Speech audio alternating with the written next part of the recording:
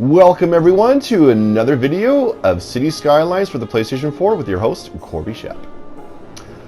Alright, well it is a lovely day today in the city of Cinnamine, and we've got a nice chunk of money sitting in our bank.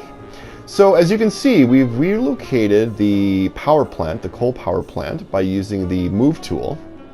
And it was fairly simple to do. You just need to kind of click on the building, use the relocate building, and you can move it to a different suitable location if you so wish to do so. So I don't know if you remember from my previous video, we had the coal power plant down here on the bottom kind of road exiting out of the industry, or the industrial area, sorry. And now we were able to move the coal power plant and expand the road, which is just super great. So that's wonderful. We now have an expanded road. So just taking a quick overview of the city, as you can see, it has expanded a little bit, which is great. We've built some other areas in the back over there, and I'll get into those in just a little while. We've also built a residential area down over here. I did put a restaurant over on the pier. There is a little bit of pollution sitting in the lake because we did have our water intake and our sewage, which did pollute the lake. It is self-correcting, which is great, but I did have to move both my water intake and my sewage output over to this area over here. So I did have to kind of buy and expand two areas to move them. I use the relocation tool. So, you know, again, if you're in a similar situation, you can definitely do so there.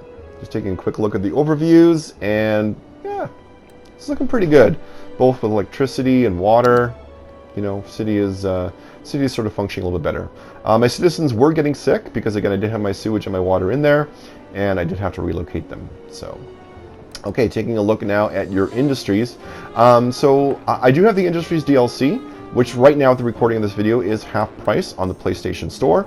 So if you do want to pick it up, you know, you can definitely do so. It is, again, I think half price. All right, so you can press the X button on your industry tool on the toolbar down there and get your little bit smaller view. I like the expanded view. For me, it just works a lot better. You can use whatever view you wish. But again, for me, the expanded view is definitely the one that I like to use. So yeah, forestry industry. So with any type of industry, you want to make sure that you've got your main building laid down first. But before you do anything else, you need to actually paint your industry, and we'll be going through that here in just a second.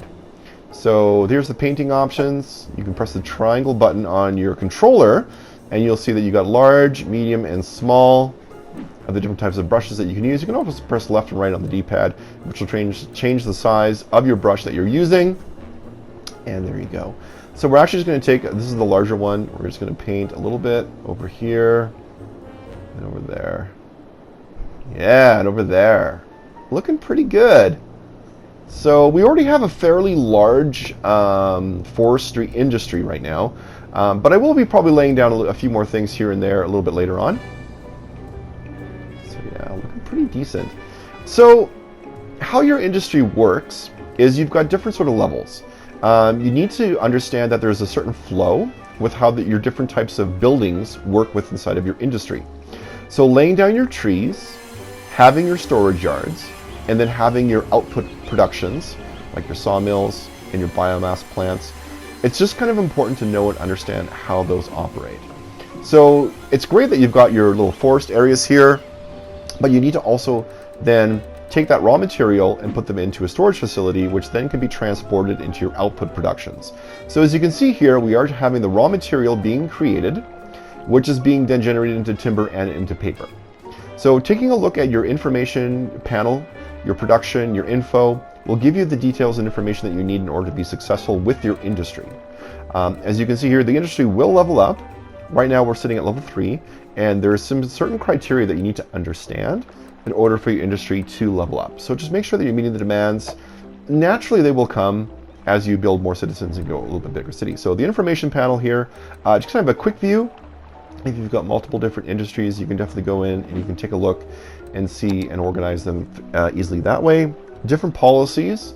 This is kind of neat and interesting because these policies are separate from your city policies. So just kind of know and understand that. You can go through the different types of policies for your industry, and it will show you what exactly they will do for you. So if you're not really too sure, like, oh, should I use the improved logistics, improved work safety, supervision? Maybe, maybe not. It's up to you. They will give you the kind of pros and cons about what they will do. There's, going to be costs associated with using these policies, as many policies do. If you're familiar with your city policies, you know that they will have different costs involved with them. Some of them do, some of them don't. Okay. So again, fairly straightforward. If you're used to seeing other information views within your city, this one shouldn't be any different. Okay. So fairly easy. So as you can see, farming, oil, right now we only got the forestry industry in use right now. And that's what we're doing. And yeah, so we'll probably, oops. Okay, I did not mean to do that. Easily fixed. No problems there. Okay, there we go. Perfect. Okay, so, looking pretty good. We're at level 3. We'll probably be reaching level 4, within the next video. So we'll take a look at it at a later time. But yeah, I'm pretty happy with this. For me, forestry just kind of made sense. I had a large kind of forestry area down here that I wanted to utilize, and it's a renewable resource, which is great. So your production output, your revenue from it, maybe not will be as high as something like oil. But I think for me, you can use whatever industry you like. I like the forestry one, so that's the one that I used. Okay, so we're going to take a quick look at our milestone. We are getting pretty close to the next one here, which will be 11,000 people. And you can take a look, you can go in, you can see what different things will be unlocked. So lots of different things will be happening in our next milestone. For me, I'm most excited about the monorail. Pretty pumped up about that. Right now we can lay down some busing for mass transit, but I've used buses before, and while they're great, I find that they just kind of clutter up the road. Now, you can for sure put down roads that will have dedicated bus lanes and things like that to kind of help with the flow of your traffic. But I prefer monorails. I love the way that they look. They're just super cool. I've been on monorails before. I just love them. They're pretty awesome. We're going to definitely lay down some monorails a little bit later on.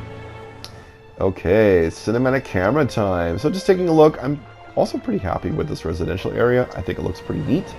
It's waterfront, so it'll have a high land value as well too, which is great. So just kind of keep that in mind. If you do build residential areas near water, they'll have that kind of higher value there. So just taking a quick zoom over the city with our cinematic camera.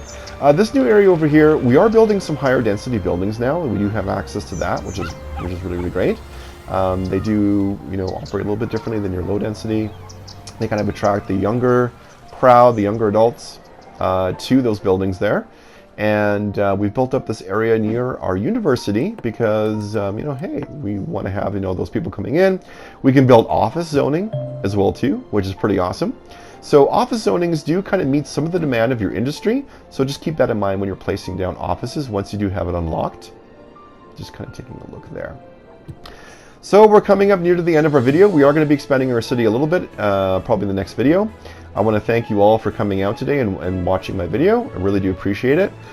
This is Corby Shep. Please like and subscribe. And I hope you all have yourselves a wonderful day. And we'll talk to you again soon. Peace out.